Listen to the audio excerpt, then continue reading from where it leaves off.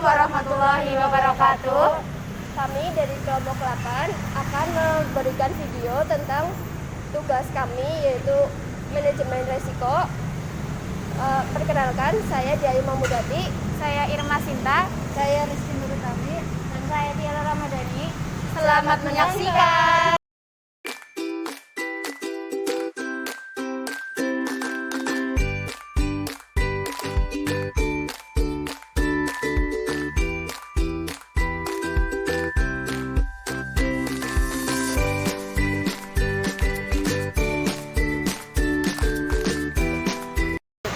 Selamat siang, Mbak. Ya, Gimana Mbak kabarnya? alhamdulillah baik.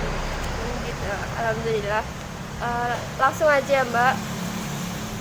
Sebelumnya terima kasih ya Mbak udah mau meluangkan waktunya buat kita kasih sharing-sharing tentang pengalaman Mbak dalam berbisnis. Langsung saja saya tanya, sudah berapa lama Mbak menjalankan usaha ini ya Mbak? Udah jalan 2 bulan. 2 bulan ini. Ini termasuk baru. Oh gitu. Terus, motivasi Mbak buat membuka usaha ini tuh apa Mbak awalnya? Awalnya ini kan dari orang tua ya. Ini kayak usaha yang dirintis dari orang tua. Itu kan berawal dari di sini kan belum banyak ada toko cat yang benar-benar khusus cat. Mungkin ada tapi di Karanglemas. Nah, di sini karena potensi dan peluang dari fasilitas bangunan ada, terus juga potensi yang dari ini loh catnya ini juga besar, jadinya yaudahlah nggak apa-apa buka toko cat di sini. Lah di sini kan juga belum banyak ada toko cat yang khusus cat yang ada tintingnya. Ini kan tinting, toko cat tinting ada mesinnya, belum ada. Jadinya karena gedungnya udah ada, fasilitasnya udah ada, jadi dimasukin cat di sini, khusus cat, toko cat. Kalau gimana sih caranya Mbak untuk mempertahankan atau meningkatkan usaha ini? Karena berhubung saya masih baru ya, jadi saya masih belajar. Mungkin untuk meningkatkan usaha yang saya lakukan itu sejauh ini kayak misal ada promo-promo gitu, pembelian, misal kayak pembelian cat nanti ada hadiah uang atau hadiah kuas gitu yang berhubungan dengan pengecatan. Oh begitu. Terus kemudian Mbak itu pernah nggak ngalamin ketemu konsumen yang uji sabar banget gitu? Terus Mbak nyikapinya gimana?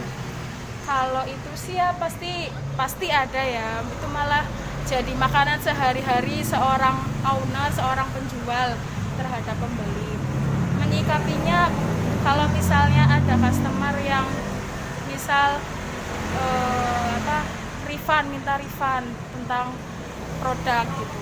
Nah itu pertama kita menyikapinya harus tenang dulu, terus ditanya dulu ini kenapa masalahnya. Nah kalau misalnya dia komplain tentang masalah cat, kok bisa ini kayak gini. Lah itu dijelasin ini customernya tuh mintanya kan awalnya itu mintanya tuh yang harga standar. Berarti kan antara harga dan kualitas kan pasti kan dilihat ya.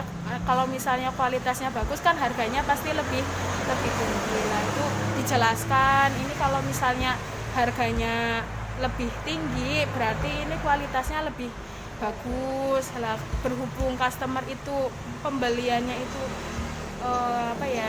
dikatakanlah standar gitu ya, standar. Jadi bagaimana mungkin kita bisa berkomunikasi ke customer, memberi pengertian biar dia itu paham antara kualitas dan harga. Kalau masalah resiko ada nggak sih Mbak? Resiko yang dihadapi dalam menjalankan usaha ini, sama gimana sih cara mengendalikan resiko-resiko itu? Resiko dalam hal bisnis atau dalam hal kayak umum, misal kayak pembagian waktu kayak gitu. Resiko bisnis sih mbak, usaha gitu. Kalau itu paling kayak kerjasama sama sales gitu kan, harus kita tuh jadi seorang owner kan juga harus mempertimbangkan nih, kalau misalnya kita ambil produk ini kira-kira di pasar bagus nggak nih gitu. Terus kayak misal ini laku enggak kira-kira, paling kayak gitu sih kalau mau kerja sama sales, apalagi itu produk baru itu kan cukup sulit ya, apalagi kan kita lihat di pasaran ini customer lebih suka merek apa dan kualitas yang seperti apa gitu. Kemudian Mbak kan masih kuliah, terus mondok juga. Mbak gimana sih bagi waktu Mbak buat kuliah, buat mondok, sama buat ngejalanin usaha ini? Kalau aku sih ya buat pembagian waktu sebenarnya belum bisa yang sebagus itu ya, tapi mungkin kalau ini kan alhamdulillahnya itu pondoknya kan nggak terlalu ketat ya, jadi paling pagi sampai sore itu di pondok kalau misalnya lagi nggak kuliah. Kalau misalnya kuliah ya kita saya fokus dulu ke kuliah, yang penting kuliahnya selesai dulu. Kalau misalnya jam kuliahnya udah selesai baru ke toko. Untuk yang terakhir boleh di-share nggak mbak kalimat-kalimat motivasi gitu buat kita Nggak punya kalimat motivasi, malah saya justru yang butuh motivasi. Kalau kalimat motivasi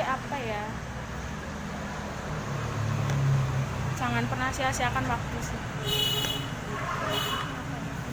Ya mungkin sekian ya Mbak dari kami. Terima kasih banget udah mau ngeluarin waktu buat kita buat diwawancarain. Sekian dari kami, mohon maaf bila banyak salahnya. Makasih. Wassalamualaikum warahmatullahi wabarakatuh. Waalaikumsalam.